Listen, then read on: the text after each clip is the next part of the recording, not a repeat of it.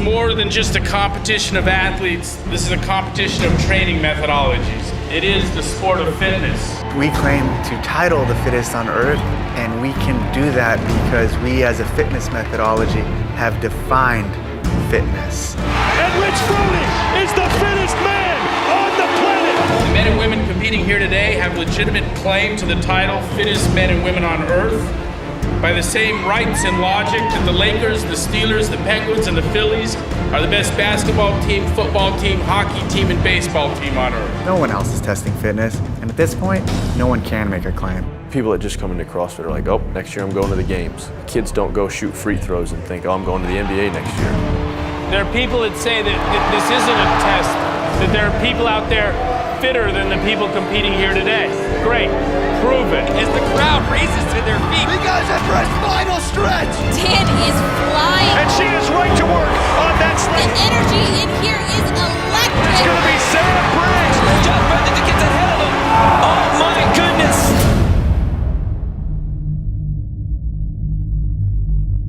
Anyone in the field of exercise would agree that the definition of fitness that Greg Glassman came up with is as complete as any that's ever been. So work capacity across broad time and modal domains. It's as complete as there ever has been a definition. Fitness is your ability to perform. When we're talking about physical fitness, that means your ability to perform the given tasks using your body. Fitness is not just in the gym, fitness is outside of the gym. It's life. Anytime you find yourself saying, damn it, I can't do that, you have a hole in your fitness. I would explain fitness as an intersection of your basic ability to move other things, to move your body, and do those things in combination. It's that overlapping of ability that exists when you have the weightlifter and the runner and the gymnast. It's that part in the middle that intersects. And the bigger that part is, the more fit you are. Without an empirical definition of fitness, all claims to be the fittest are meaningless. Greg Glassman revolutionized the billion-dollar fitness industry when he defined fitness in scientific terms: measurable, observable, repeatable. A definition you could test. If you try and say you're trying to test for the fittest people on earth, I think that test needs to be wide, it needs to be quantifiable, and it needs to be streamlined across the board for all athletes. From short, from a 100-meter sprint to long, a marathon. And to test fitness, you have to test all of those elements. It also has to have known and unknown elements. So you're not just testing horsepower and pure output. In some respects, you're testing things that they've never tested before. Some of it's task accomplishment, some of it is speed through a certain task. How can you recover with limited sleep, limited rest? You've got 4 days of competing. How can you recover and still perform well on the last day?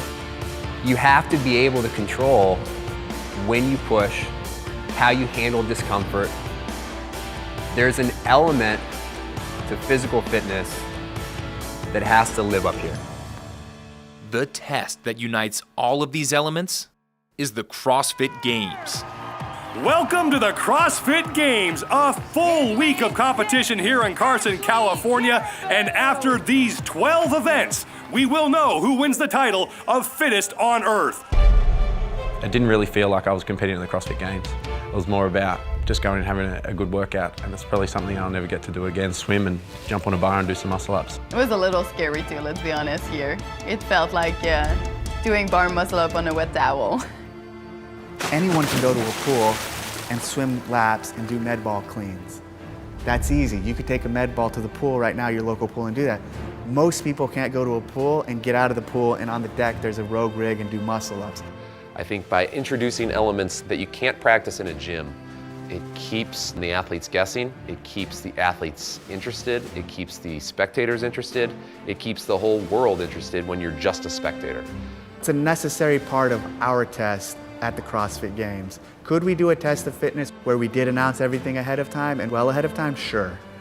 But for our theatrics and for our event and for our spectacle, it adds to all of that. It's more than just a competition of the fittest alive. It's performing art, it's theater.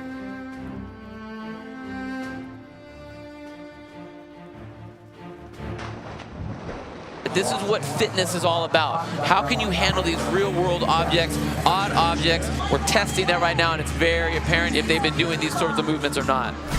The pig, after a 2-mile run, you run to that thing and you're like, okay, how do I do this? We didn't get to touch it. We didn't get to play with it. We didn't know how much it weighed.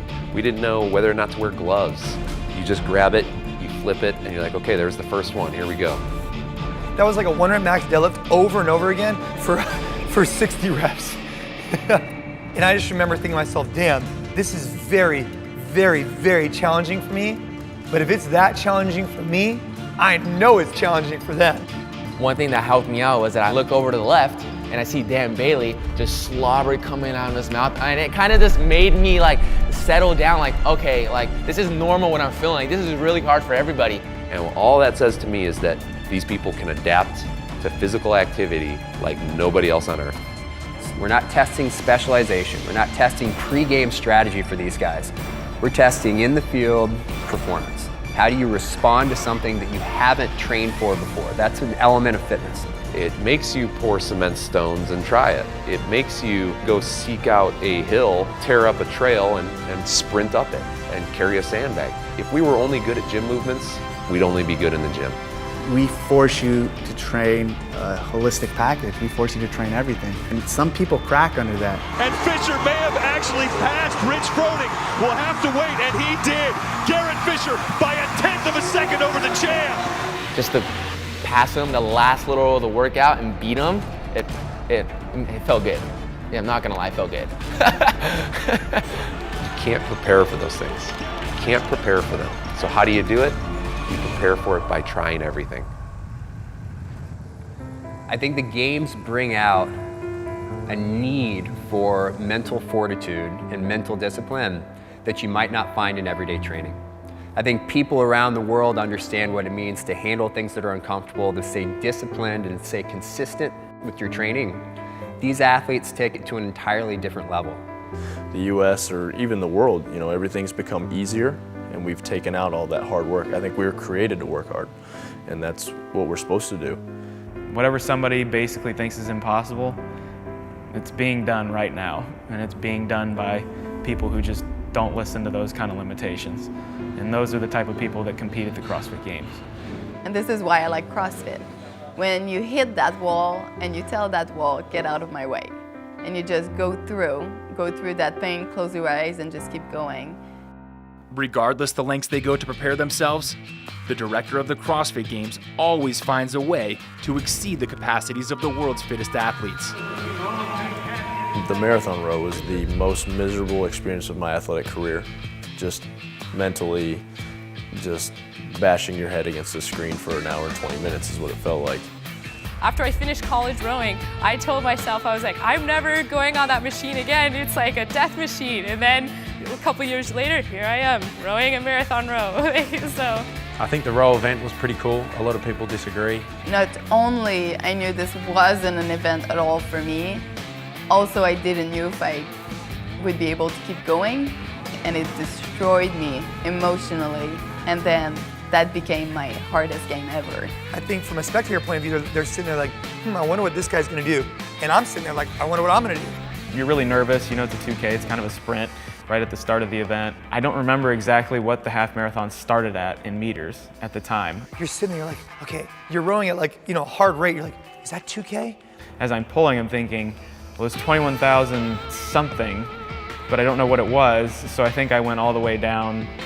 Probably rode hard for an extra 500 meters. So I just kept going. I kept going until I hit 7 minutes. Like, that, I have to be done. There's no way I can't be done. It was pretty much like a dogfight, having the screen up and seeing where you were placed in the pack. And so then after I got to 7 minutes, I took my pace from 1:33 whatever to about a 2 minute and 10 second. Just sat there, regained my composure for about a minute, and then once I felt like I was back on track, I dropped it to a 150. And I held that for the next hour. If you were to take the top 10 finishers of the Boston Marathon and list them out, and then have another group list the top 10 VO2 maxes of the best guys in the Boston Marathon, they're not going to match up linearly. You have to run the race to figure that stuff out. Who's the best? Well, run the race. You can't do it in the laboratory. And that's the physiological difference between potential and capacity. Zigzag sprint, that's my jam. And it's time for the zigzag sprint, the 5th of 12 sport events.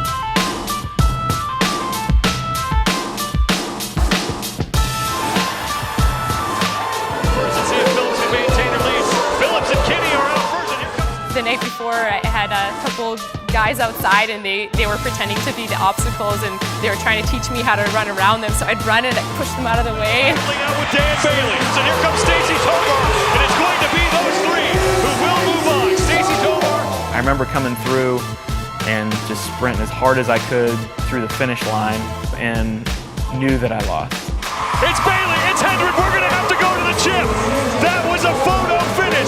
But I've lost races by 100th of a second before, and I've won races by 100th of a second, and you know when you win and lose. I really wanted to win it.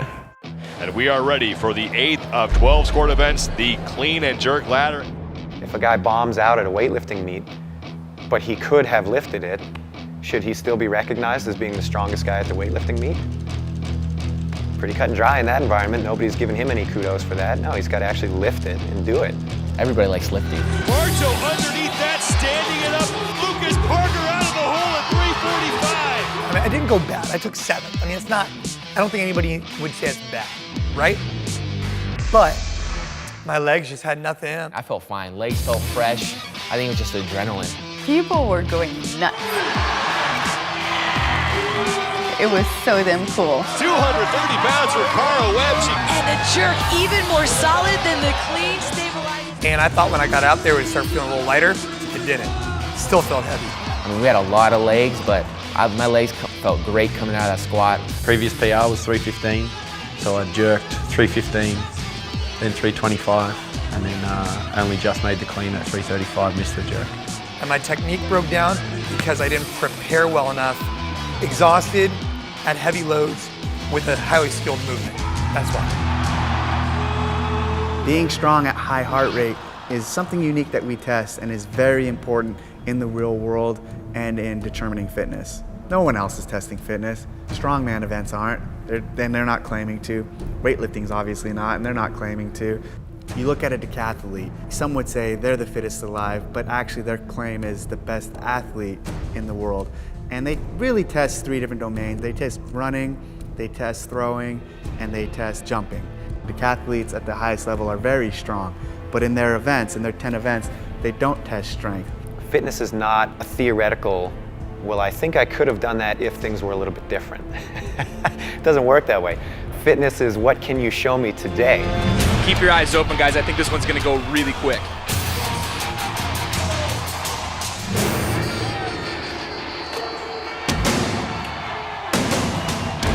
I really like the sprint chipper. That was a very cool workout. I get excited when anything 21:15:9 comes out. Doesn't matter what it is. Like we didn't know how fast we were gonna do it, how hard it was gonna be. Because for me, those workouts are just red line. It's go, go, go, all gas pedal, no brake. It was really, a big sprint against the watch and you couldn't think about what you were doing because everyone was going so fast. What I was thinking about was how that'd be a pretty stupid mistake if you dropped the ball because you'd lose the event, period. I think I went out a little bit too hot, so by the time I got off the GHD machine, I felt very dizzy and almost like blown up. In the middle of a workout like that, it doesn't hurt. Like it really doesn't. You pretty much go numb. My legs were burning really, really bad, and I had to drop that bar, and those 165 were the heaviest snatches like I've ever done. And all you're thinking about is finishing as fast as you can.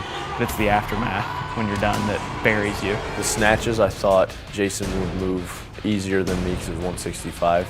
I waited for him to put the bar down. Once he put the bar down, I did one more rep. And then when he picked the bar up, I picked the bar up, so I was another rep ahead of him. Dan Bailey has the time to beat.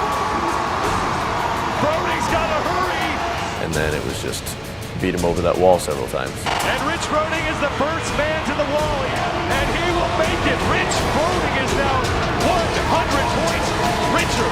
I needed that one. If I would have won the games and not won an event, there should have just been people talking, and I don't like to leave any doubt. A test of this magnitude must be prodigiously well designed. Surprises, variety, equipment unveilings, and previously impossible challenges rule the day. I don't like to program workouts for a location without having intimately spent some time at that venue. I'll go to the Home Depot Center multiple times throughout the year and just sit in various locations and look at those locations and figure out and feel how something's gonna play. Because you just can't create a workout, you've got to create an experience. Through the pylons at the same time, and now it's a race to the finish. It's Crawford. She makes the touch. Alexander puts At the games alone, we have 25 committees, over 600 volunteers, hundreds of contractors. We spend millions and millions of dollars on this test. It's that important to CrossFit to make sure that the test of the fittest man and the fittest woman on earth is the right test.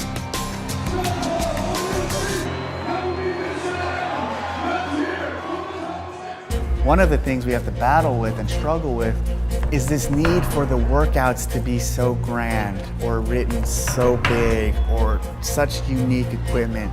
There is something to keeping everything basic and fundamental. You don't need to read a workout and go, oh my God, that looks so hard. The barbell, some high skill bodyweight movements, and the athletes are all we need to have a really good test. Yeah, the thruster rope climb got me. Thruster rope climb got me bad. So you guys didn't have to get fancy, and that's what I liked about this year's CrossFit Games. There was nothing that was so outside the box fancy. It was just straight CrossFit, and Naughty Nancy was a great example of that. Run, overhead squat, repeat, and it is gonna tear you up. Someone asked, hey, what's your favorite workout? And it is a tough question because it's like, what's your favorite kid? But this year, for me, the rope climb thruster workout. Simple, basic format, highly effective, and exposed a ton of weakness for a ton of people. We have to keep those events very, very secret so that we know that the elements that we're testing in the games haven't been practiced by those athletes. This was new, and now everyone who failed are never gonna fail again at that. You know, I don't regret that. I don't regret jumping up there because it took taking a chance and being okay with failing. And that's what CrossFit's about, right? You know, that's what makes people harder, you know, physically and mentally. So take chances. Go fast and take chances. We've traditionally been very good at doing a few things with the games, exposing people's weaknesses that they didn't know they have, and pushing people past the limits of what they thought was possible. That's why the test is so important, is that the test forces people outside the margins of their experience. Otherwise, these athletes wouldn't do that. Unless you're faced with something that you've never done before, you don't know whether or not you can do it. You have confidence you can do it. You've done something similar to that, but you don't know. A lot of these athletes don't know their potential yet and don't know where they can take it, and the only way you can get to that potential and increase your work capacity is with intensity. Michelle trying to stand it up, she's struggling. Something brutal that is that fun is when you pass your own limit and find yourself in a position of achievement. That's how you beat the other girl. That's how you go to the CrossFit Games, competing almost desperately to go and win. At the games, we're programming for the best, and we're programming to test the fittest. Guess what? If we pick a weight like 405 and one or two people can't do it, that's appropriate. And unless you have a test that forces you outside that level, forces you outside of your comfort zone, you don't really know. Great example, 100-pound dumbbell at the regionals.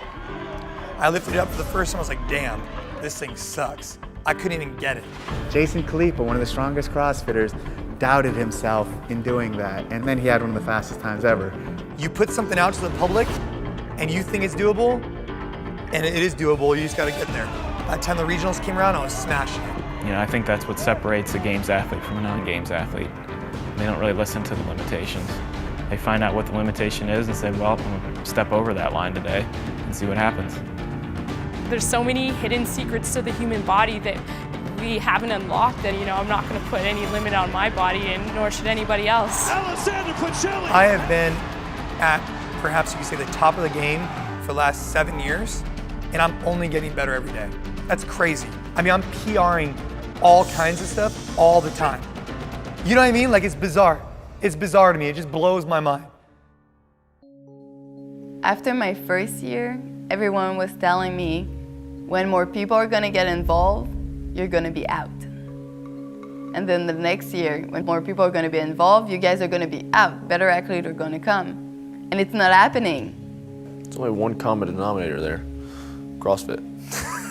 You know, those people are extremely fit individuals, obviously.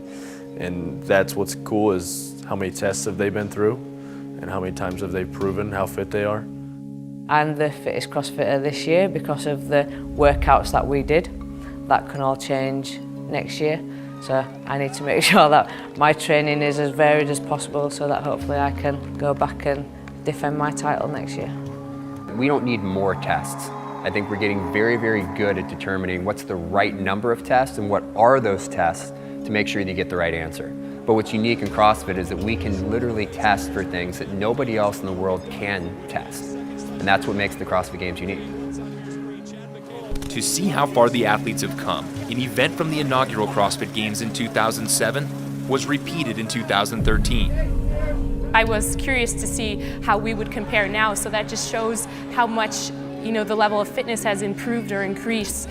It was just cool to see like how many women have beaten that winning time from 2007. Now Asia Barto, the only man so far to not surpass the best time of 2007 of 13. So the definition of fitness hasn't been changed, but the level of fitness has been significantly raised. The ceiling for what humans are capable of is going up, and it's continuing to go higher because of the games and because of CrossFit, the methodology.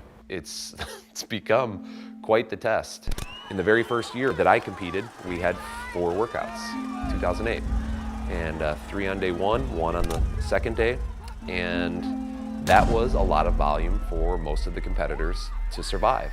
What people are doing in 2007 to be the fittest person alive, the capacity that they had is very different than the capacity of what people in 2013 are able to do to be the fittest alive. You know us, you know what we're capable of. I don't know how you figure it out, but you do. And it's always a good test. What would have happened if the final event of the 2013 Reebok CrossFit Games was programmed in 2007, 2008, 2009, or even 2010? Yeah, it would not have been a viable choice in 2009. There's no way. If you would have asked me in 2010 if the last workout would have had a 405 deadlift and weighted pistols, I would have said you're crazy. There would have been a lot of people stuck on deadlifts. That's probably the most demanding blend of capacities that we've seen in a single event. Rob Orlando would have finished it. I don't know about in the time cap, but. So your work potential, how do we know it or define it? We don't, but we know you have more than you have now. Oh yeah? You want us to do more? Cool, we can do that too. Oh, we've never even seen this thing. Watch this. This is what we can do. And we're not even near what we were before. You cannot even compare it. I mean, it's not the same. Here you are, you turn on the TV, or as an athlete, and here's these guys lifting 405 pounds. You're like, damn, I don't know exactly how much that is, but that looks heavy. And then you watch them walk on their hands. I mean, it's just like, wow, like that was cool. You know, like who are these guys? They look very fit. It just pretty much showcases our sport and what our athletes can do. We ask more of these athletes than anybody else, more than they would ask of themselves, even though they push themselves hard every day. But you wouldn't get that level of capacity, you wouldn't get that level of performance unless they had a test that was this demanding. And it's not a gimmick. These guys aren't good at CrossFit. They're really fucking fit. They're the fittest alive, period. We can't anticipate the events of life. We can't anticipate what's going to happen next. So we do any and everything we can do to be ready for what is thrown at us. And that's how I train. Rich just works hard. That's it. You know, like I've spent a lot of time with the dude. He just works out a lot. That's what he does.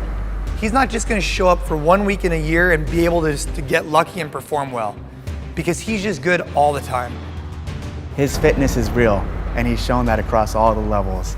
And the Open and the regionals and the games are a real test because of that. When they start to fall off is when I start to get better. At that point, I'm like, all right, it's time to finish the deal.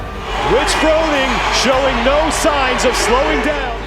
If the programming determined who wins, Rich Froning's been a lucky bastard for the last 3 years in the CrossFit Games, the last 2 years in the Open that he's taken first place, and the last 3 regionals that he's won. So that's almost 9 or 10 different events, and he's won them all.